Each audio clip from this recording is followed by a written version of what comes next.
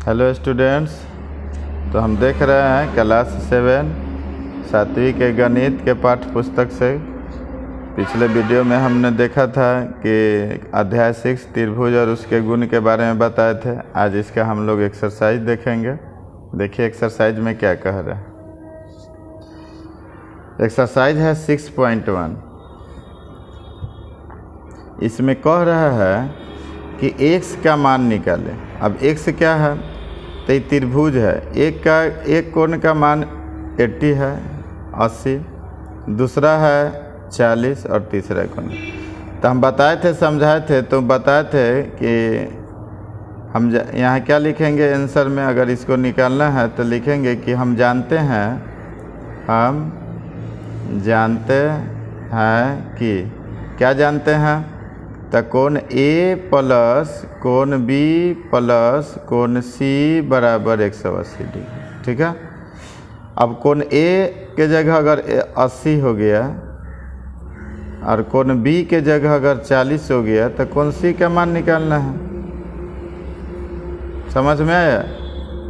तो ये हो गया 80 और 40, तो हो गया 8 4 12 120 और प्लस कोण C बराबर 180। ठीक है। इसलिए कोण C बराबर हो गया 180 या माइनस 120 बराबर हो गया कितना, 60 डिग्री। ठीक है। तो इस तरह से आपको ये भी बनाना है, ये भी बनाना है। आगे है एक समकोण त्रिभुज का एक न्यून कोण 35 का है, तो दूसरा न्यून कोण बताइए। तो समकोण तो आगे ही दे दिया है, तो त्रिभुज बनाइएगा। एक 90 डिग्री लिख दीजिएगा, दूसरा 35 डिग्री। ये दोनों अगर जोड़ दीजिएगा तो 180 से घटाइएगा तो दूसरा न्यून कोण आ जाएगा। तो दूसरा न्यून कोण कितना आ जाएगा, 90 में से 35 घटेगा तो आपका हो जाएगा कितना, 55, यानी दूसरा न्यून कोण 55 डिग्री। ठीक है। एक समबाहु त्रिभुज के तीनों कोणों की माप क्या होगी। समबाहु यानी तीनों कोणों की माप क्या होगी। तो अगर नहीं दिया हुआ है तो तीनों कोणों अगर हम x मानते हैं तो तीनों कोणों का मान x है कि नहीं। y मानेंगे तो तीनों कोणों का मान y। इस तरह से अभी 4 नंबर है कि y का मान ज्ञात करें। तो y का मान, तो y दिया हुआ है 100, इतना ही मालूम है।